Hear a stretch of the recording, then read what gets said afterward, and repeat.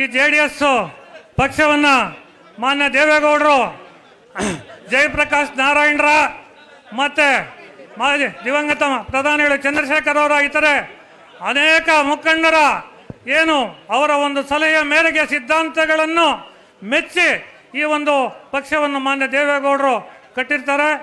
ಅವರ ಅನೇಕ ಈ ದೇಶಕ್ಕೆ ಈ ರಾಜ್ಯಕ್ಕೆ ಹಲವಾರು ಕೊಡುಗೆಗಳನ್ನು ನೀರಾವರಿ ಇರ್ಬೋದು, ಕೃಷಿ ಇರ್ಬೋದು, ಅವರ ಕೊಡುಗೆಗಳು ಅಪಾರವಾದಂಥ ಕೊಟ್ಟಿದ್ದಾರೆ. ಅವರ ಸುಪುತ್ರರಾದಂಥ HD ಕುಮಾರಸ್ವಾಮಿ ಅವರು ಕೂಡ 2 ಸಲ ಮುಖ್ಯಮಂತ್ರಿಯಾಗಿ ಈ ರಾಜ್ಯಕ್ಕೆ ಮೊದಲನೇ ಸಾಗಿ 20 ತಿಂಗಳು, ಮೂರನೇದಾಗಿ 2ನೇದಾಗಿ 14 ತಿಂಗಳು ಮುಖ್ಯಮಂತ್ರಿಯಾಗಿ ಕಾರ್ಯನಿರ್ವಹಿಸಿ ಮೊದಲನೇದಾಗಿ ಕಾರ್ಯನಿರ್ವಹಿಸಿದಂಥ 20 ತಿಂಗಳಲ್ಲಿ ಈ ದೇಶದಲ್ಲೇ ಜನಪ್ರಿಯ ಮುಖ್ಯಮಂತ್ರಿ, ಹೃದಯವಂತ ಮುಖ್ಯಮಂತ್ರಿ ಎಂಬ ಹೆಸರುವಾಸಿಯಾದರು.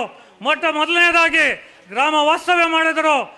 ಮೊದಲನೇದಾಗಿ ಶಿಕ್ಷಣಕ್ಕೆ ಆದ್ಯತೆ ಕೊಟ್ಟರು, ನೀರಾವರಿಗೆ ಕೊಟ್ಟರು.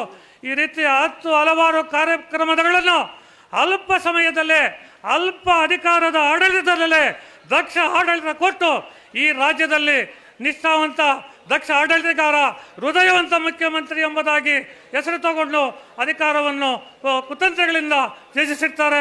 ಆ ವಿಷಯವನ್ನು ತಮಗೆ ಹೇಳಲಿಕ್ಕೆ ಬಯಸುತ್ತೇನೆ. ಅವರಿಬ್ಬರ ಆಶೀರ್ವಾದಗಳೊಂದಿಗೆ ಈ ಒಂದು ಕಾರ್ಯಕ್ರಮ ಪ್ರಾರಂಭ ಮಾಡಿ ಮತ್ತು ವಿಶೇಷವಾಗಿ ನಾನು ಈ ಶ್ರೀನಿವಾಸಪುರದ ತಾಲೂಕಿಗೆ ಸಂಬಂಧಪಟ್ಟಂತೆ ಒಂದೇ ಒಂದು ನಿಮಿಷ ಮಾತಾಡ್ತೀನಿ. ನೋಡಿ, ನಾವು ಈ ಶ್ರೀನಿವಾಸಪುರ ಕ್ಷೇತ್ರದಲ್ಲಿ ಸರಿಸುಮಾರು 20 ವರ್ಷಗಳಲ್ಲಿ 2004ರಲ್ಲಿ ನಾವು ನಮ್ಮ ನಾಯಕರ ಜೊತೆ ಈ ಒಂದು JDS ಪಕ್ಷಕ್ಕೆ ಸೇರ್ಪಡೆಯಾದವೆ.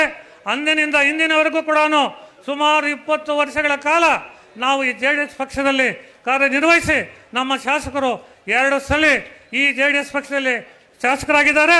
2 ಸಲ ಸೋತಿರೋದು 20 ವರ್ಷಗಳ ಈ ಒಂದು ಸುದೀರ್ಘ ಜನತಾ ಅಧಿಕಾರದಲ್ಲಿ.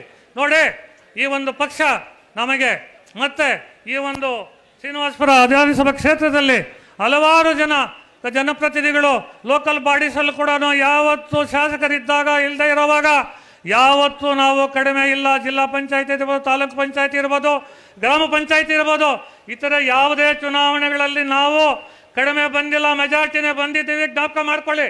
ಯಾರು ಕಾರ್ಯಕರ್ತರುಗಳು ಎದೆಗುಂದುವಂಥ ಪರಿಸ್ಥಿತಿಯಲ್ಲಿ ಶ್ರೀನಿವಾಸಪುರ ತಾಲೂಕಿನಲ್ಲಿ ಇಲ್ಲ. ಮತ್ತೆ ಈ ಒಂದು ಶ್ರೀನಿವಾಸಪುರ ಕ್ಷೇತ್ರ ಇದರಲ್ಲಿ ಚೌಡರೆಡ್ಡಿ ಅವರು ಕೂಡ JDS ಪಕ್ಷದಲ್ಲಿ ಆಗ್ನೇಯ ಪದವೀಧರ ಕ್ಷೇತ್ರದಿಂದ ಸ್ಪರ್ಧಿಸಿ 2 ಸಲ ಸೋತಿದ್ದಾರೆ. 1 ಸಲ ದೇವೇಗೌಡರ ಕುಮಾರಸ್ವಾಮಿ ಅವರ ಆಶೀರ್ವಾದದಿಂದ ವಿಧಾನ ಪರಿಷತ್ ಸದಸ್ಯರಾಗಿ ಕೆಲಸ ಮಾಡಿದ್ದಾರೆ. ಇಂಥ ಒಂದು ಇದಿದೆ ಶ್ರೀನಿವಾಸಪುರದಲ್ಲಿ. ನೋಡಿ, 10 ವರ್ಷ ಅಧಿಕಾರ ಇಲ್ಲ, 2 ಸಲ ಅಧಿಕಾರ ಇಲ್ಲದೆ ಇರುವಾಗ ನಾವು ಈ ಶ್ರೀನಿವಾಸಪುರ ಕ್ಷೇತ್ರದಲ್ಲಿ ಕಾರ್ಯಕರ್ತರು ಯಾರು ಕೂಡ ಭಯಪಟ್ಟು ಅಧಿಕಾರ ಇಲ್ಲ ಅಂತ ಹಿಂದೆ ಬಿದ್ದು ಯಾರೂ ಹೋಗಿಲ್ಲ. ದಯವಿಟ್ಟು ಧೈರ್ಯದಿಂದ ಅಧಿಕಾರ ಇಲ್ಲದೆ ಇರೋ ಕೂಡ ನಮ್ಮ ನಾಯಕರ ಜೊತೆ, ನಮ್ಮ ಜೊತೆ, ಜನಪ್ರತಿನಿಧಿಗಳ ಜೊತೆ ಈ ಶ್ರೀನಿವಾಸಪುರ ತಾಲೂಕಿನಲ್ಲಿ ವಿಧಾನಸಭಾ ಕ್ಷೇತ್ರದಲ್ಲಿ ಧೈರ್ಯವಾಗಿ ಇದ್ದು ಮತ್ತೆ ಕೂಡ 2 ಸಲ ಸೋತ ಮೇಲೆ 3ನೇ ಸಲ ನಮ್ಮ ನಾಯಕರಾದ JK ವೆಂಕಟೇಶ್ವರರೆಡ್ಡಿ ಅವರನ್ನ ಶಾಸಕರಾಗಿ ನೀವೆಲ್ಲ ಕೂಡ ಚುನಾಯಿಸಿದ್ದೀರಿ. ನೀವೆಲ್ಲ ಆಶೀರ್ವಾದ ಮಾಡಿದ್ದೀರಿ.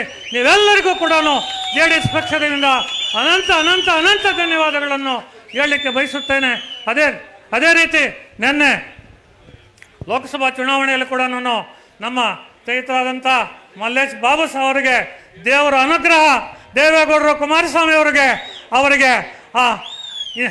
ಸೀಟ್ ಕೊಟ್ಟರು. ಸೀಟ್ ಕೊಟ್ಟಾಗ ಎಲ್ಲಿ ಮಲ್ಲೇಶ್ ಬಾಬು ಎಲ್ಲಿ ಗೆಲ್ತಾರೆ ಅಂತ ಯಾರ್ಯಾರೋ ವಿರೋಧಿಗಳು ಹೇಳಿದ್ದುಂಟು. ಆ ಭಗವಂತನ ಅನುಗ್ರಹ, ಜನರ ಆಶೀರ್ವಾದ ಅವರಿಗೆ ಒಲಿಸಿ ಅವರು ಲೋಕಸಭಾ ಸದಸ್ಯರಾಗಿ ಚುನಾಯಿತರಾದರು. ವಿಶೇಷವಾಗಿ ಇಲ್ಲಿ ಒಂದು ವಿಷಯ ಹೇಳ್ತೀನಿ ನೋಡಿ. ನಮ್ಮ ಮಲ್ಲೇಶ್ ಬಾಬು ಅವರಿಗೆ ಈ ಶ್ರೀನಿವಾಸಪುರ ವಿಧಾನಸಭಾ ಕ್ಷೇತ್ರದಲ್ಲಿ ಓಳೂರು ಇರ್ಬೋದು, ಸುಗಟೂರು ಇರ್ಬೋದು. ಓಳೂರಲ್ಲಿ ಅತಿ ಹೆಚ್ಚು 5,000 ಲೀಡ್ ಕೊಟ್ಟಿದ್ದಾರೆ. ಸುಗಟೂರಲ್ಲಿ 3,000 ಲೀಡ್ ಕೊಟ್ಟಿದ್ದಾರೆ.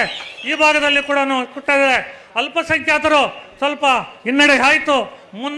ಮುಂದಿನ ದಿನಗಳಲ್ಲಿ ಕಾಲದಲ್ಲಿ ಅಲ್ಪಸಂಖ್ಯಾತರು ಕೂಡ ನಮ್ಮ ಜೊತೆಯಲ್ಲಿ ಬರುವಂಥ ಒಂದು ಕಾಲ ಬರಬಹುದು.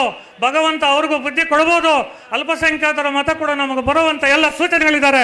ನೋಡಿ, ನಮ್ಮ ಅಂಜಾದ್ ಇದ್ದಾನೆ, ರಾತ್ರಿ ಆಗಲು ದುಡಿತಾನೆ, ಮನೆಗೂ ಹೋಗ್ತಾನೆ, ಕೈ ಕಾಲು ಹಿಡಿತಾನೆ, ಅಲ್ಪಸಂಖ್ಯಾತರ ಮತ ನಮಗೆ ಹಾಕಿಸ್ತಾನೆ.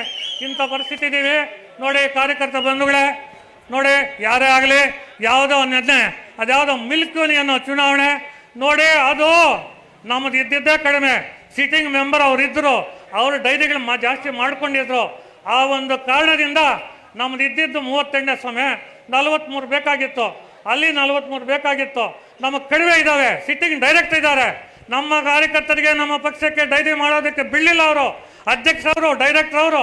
ಅದರಿಂದ ಆ ಒಂದು ಮಿಲ್ಕಿ ಯೂನಿಯನ್ ಎಲೆಕ್ಷನಲ್ಲಿ ಹಿನ್ನಡೆಯಾಗಿದೆ. ನಮ್ಮ ಬೈರಾರೆಡ್ಡಿ ಅವರು ಇಲ್ಲೇ ಇದ್ದಾರೆ, ಅವರು ಇನ್ನೊಬ್ಬರು ಇದ್ದಾರೆ.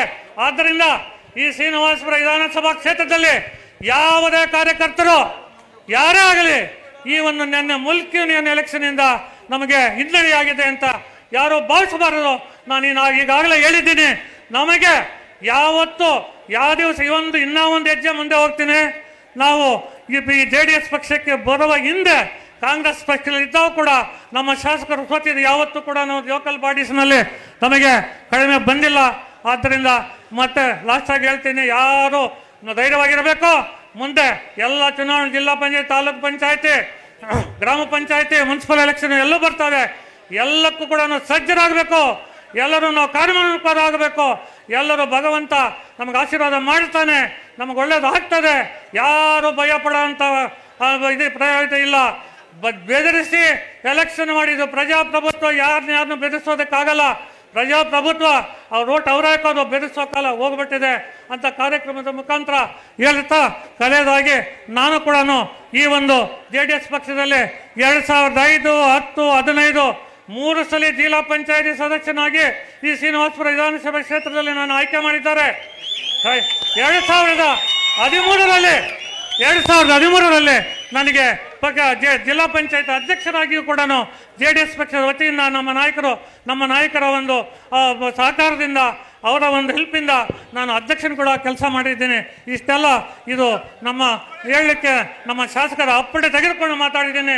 ಮತ್ತೊಮ್ಮೆ ಹೇಳ್ತೀನಿ, ಈ ಶ್ರೀನಿವಾಸಪುರ ವಿಧಾನಸಭಾ ಕ್ಷೇತ್ರದಲ್ಲಿ ಯಾರೇ ಕಾರ್ಯಕರ್ತರು ಯಾರು ವೃತ್ತಿಕೊಳ್ಳುವಂತಿಲ್ಲ. ಇರಿ, ಯಾರು ಏನೇ ಕೆಲಸ ಇರಲಿ, ಯಾವುದೇ ಸಮಯದಲ್ಲಿ 12 ಗಂಟೆ ರಾತ್ರಿ ಆಗಲಿ ನಮ್ಮ ಶಾಸಕರು, ನಮ್ಮ MP ಅವರು ಇದ್ದಾರೆ. ಇನ್ನು ಒಂದೇ ಒಂದು ವಿಷಯ ಹೇಳ್ತೀನಿ, ನಮ್ಮ ಶಾಸಕರು, ನಮ್ಮ MP ಅವರು ಸ್ವಲ್ಪ ಮನಸ್ಸು ವಿಶಾಲ ಮಾಡ್ಕೋಬೇಕು. ಸ್ವಲ್ಪ ವಿಶಾಲ ಮಾಡಿಕೊಂಡು ಇಲ್ಲ ಸರ್, ಕಾರ್ಯಕರ್ತ ಸಭೆ ಇದು. ಸ್ವಲ್ಪ ನಮ್ಮ ನಾಯಕರು ಅನ್ಯತಾ ಭಾವಿಸಬಾರದು. ಸರ್ಕಾರ ಇಲ್ಲ, ನೀವು ಅದಂತ ಸಿಪ್ಪೇದು ಬೇರೆ. ಸರ್ಕಾರ ನೋಡಿ, ಸರ್ಕಾರ ಇಲ್ಲ. ಸರ್ಕಾರ ಇಲ್ಲದೆ ಇರುವಾಗ ಅನುದಾನಗಳು ಕಡಿಮೆ ಬಂದಿದೆ. ಆ ಇರೋ ಅನುದಾನಗಳನ್ನೇ ನಮ್ಮ ಕಾರ್ಯಕರ್ತರು, ಗ್ರಾಮ ಪಂಚಾಯತ್ಗಳನ್ನ ನಮ್ಮ ಇಬ್ಬರು ಸೇರಿದರೆ, ನಮ್ಮ MP ಅವರು, MLA ಅವರು ಸೇರಿದರೆ ಆ ಅನುದಾನಗಳು ಸರ್ಕಾರನ ವಿಶೇಷವಾಗಿ ತಂದು ನಮ್ಮ ಕಾರ್ಯಕರ್ತರು, ಅನೇಕ ಮಂದಿ ಕಾರ್ಯಕರ್ತರು ಅತಿ ಹೆಚ್ಚು ಕಷ್ಟಗಳಲ್ಲಿರ್ತಾರೆ.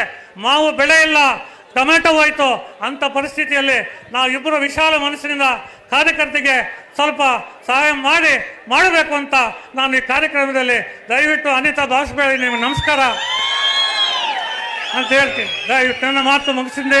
ಜೈ ಹಿಂದ್, ಜೈ ಕರ್ನಾಟಕ, ಜೈ JDS ಪಾರ್ಟಿ. ನಾನು 86 kg ಇದ್ದವಳು 71 kg ಬಂದಿದ್ದೀನಿ. ವಯಸ್ಸಾದ್ಮೇಲೆ ಸ್ಮಾರ್ಟ್ ಆಗಿ ಕಾಣ್ತೀರಾ ಅಂದ್ರೆ ಜಿನ್ನಿ. 126 kg ವೇಟ್ ಇದ್ದು ನಾವು ಈಗ 114 kg ಲೆಕ್ಕ ಬಂದಿದ್ದೀವಿ. ಯಾವುದೇ ಸೈಡ್ ಎಫೆಕ್ಟ್ ಆಗಿಲ್ಲ. 84ರಿಂದ 50 kg ಬಂದೆ, ಆಮೇಲೆ ಸಣ್ಣಗೆ ಫಿಟ್ ಆಗಿದ್ದೀನಿ. ಅದಕ್ಕೆ ನಾನು ಯೂಸ್ ಮಾಡ್ತಾ ಇರೋದು ಜೀನಿ ಸ್ಲಿಮ್. 84ರಿಂದ 50 kg ಬಂದೆ, ಆಮೇಲೆ ಸಣ್ಣಗೆ ಫಿಟ್ ಆಗಿದ್ದೀನಿ. ಅದಕ್ಕೆ ನಾನು ಯೂಸ್ ಮಾಡ್ತಾ ಇರೋದು ಜೀನಿ ಸ್ಲಿಮ್. ಸಣ್ಣ ಆಗಕ್ಕೆ ಜೀನಿ ಸ್ಲಿಮ್ ಯೂಸ್ ಮಾಡದೆ ಹೆಲ್ದಿನೂ ಅದೇ. ನೀವು ಸಣ್ಣ ಆಗ್ಬೇಕಾ, ಹೆಲ್ದಿ ಆಗ್ಬೇಕಾ? ಹಾಗಿದ್ರೆ ಜೀನಿ ಸ್ಲಿಮ್ ಯೂಸ್ ಮಾಡಿ. ಸಣ್ಣ ಆಗೋದಕ್ಕೆ ಯಾವುದೋ ಪ್ರಾಡಕ್ಟ್ ಹೇಳ್ತಾ ಇದ್ದಾಳೆ, ಏನಾದರೂ ಸೈಡ್ ಎಫೆಕ್ಟ್ಸ್ ಇದೆ ಅಂತ ಯೋಚನೆ ಮಾಡ್ತಾ ಇದ್ದೀರಾ? ಖಂಡಿತ ಇಲ್ಲ, ಯಾಕಂದ್ರೆ ಇದು ಕೆಮಿಕಲ್ ಫ್ರೀ. ಸಣ್ಣ ಆಗಬೇಕು ಅಂದರೆ ಜೀನಿ ಸ್ಲಿಮ್ ಯೂಸ್ ಮಾಡಿ. ಹೆಚ್ಚಿನ ಮಾಹಿತಿಗೆ ಕೆಳಗೆ ಡಿಸ್ಪ್ಲೇ ಆಗ್ತಿರೋ ನಂಬರ್ಗೆ ಕಾಲ್ ಮಾಡಿ.